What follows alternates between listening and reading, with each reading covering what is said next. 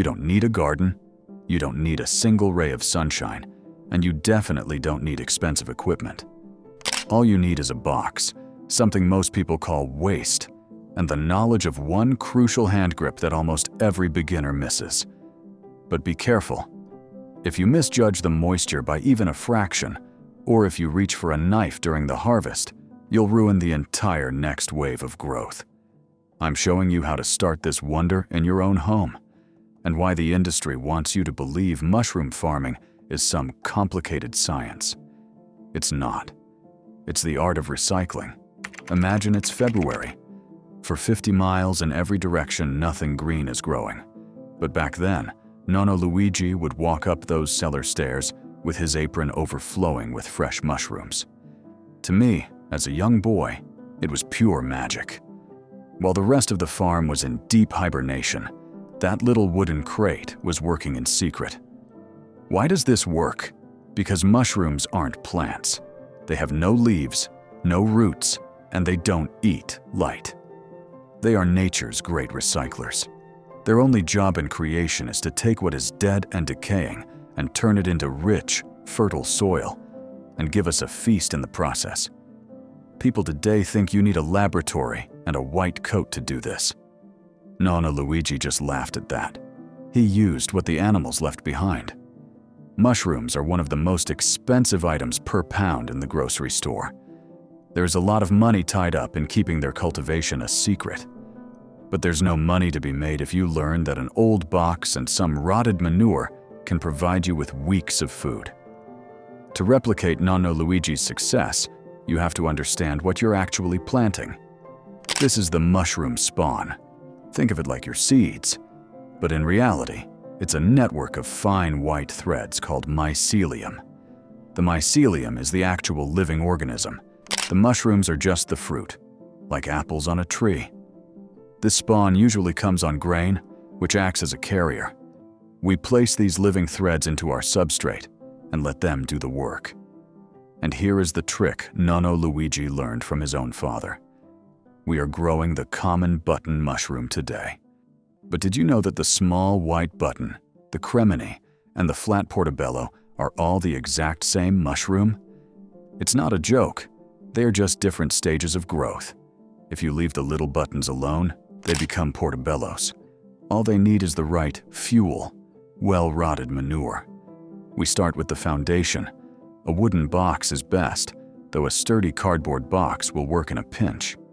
Nonno Luigi used old wine crates or fruit boxes.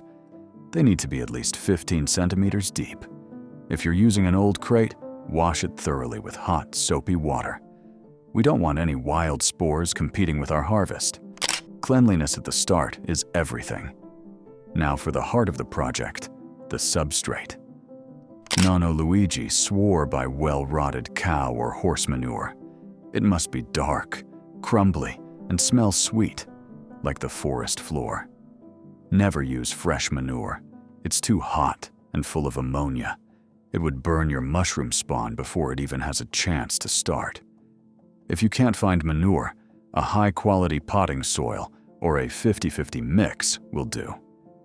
Before we add the spawn, the moisture has to be perfect. This is where most people fail.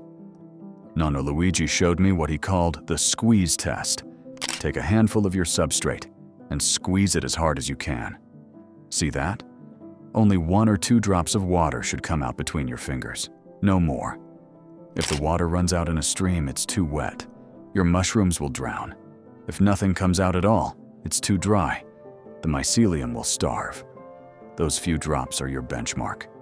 Mix it well. Don't be afraid of the manure. By now, it's just clean, rotted humus. Your mushrooms are going to love it.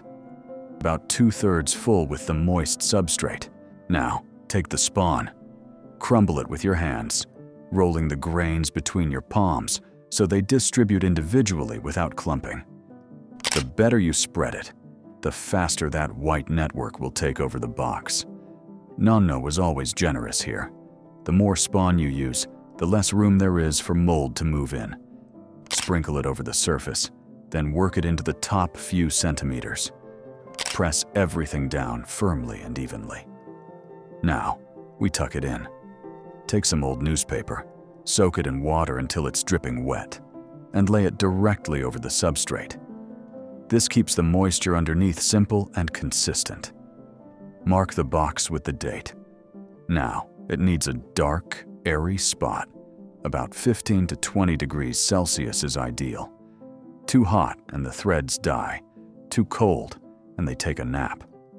A basement or a closet is perfect. After about 10 to 14 days, it happens. You'll see fine white threads, like delicate spider webs, running through the dark manure. It's a beautiful sight. When the surface is almost entirely white, the first phase is complete. But here is the trick many people forget. Those white threads would grow forever without ever producing a single mushroom. They need a signal. They need to believe it's time to bear fruit. That signal is the casing layer. We lay a layer about 2.5 centimeters thick on top. Nono used a mix of sifted leaf compost, a bit of loam, and coarse sand. It needs to hold moisture, but stay loose enough for air to pass through. Moisten this layer just like you did the substrate. Damp, but not dripping. As soon as the mycelium grows into this new layer and senses the change, it shifts its strategy and starts forming mushroom bodies. From here on out, you must check and mist it every day. And then, one day, you'll see them. Tiny, pale buttons pushing through the layer. They grow incredibly fast. Nono used to say, harvest them when they are firm and closed, before the cap opens. And here is the most important part. Never use a knife.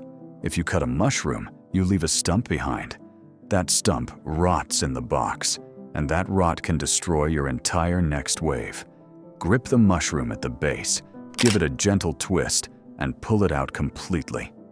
Root and all. Cover the little hole left behind with a bit of soil to keep it moist. Your box isn't finished after the first pick. Mushrooms come in waves, called flushes. If you keep the moisture right, this one box will feed you for weeks. When the box finally loses its strength after many weeks, don't throw the contents away. This processed manure is now some of the best fertilizer you will ever put in your garden. The mycelium has transformed the manure into the finest humus. The manure fed the mushroom fed you. And what's left feeds your garden, which will feed you again in the summer. Have you ever tried growing your own food in the dark? Or maybe you have a story about your own grandfather.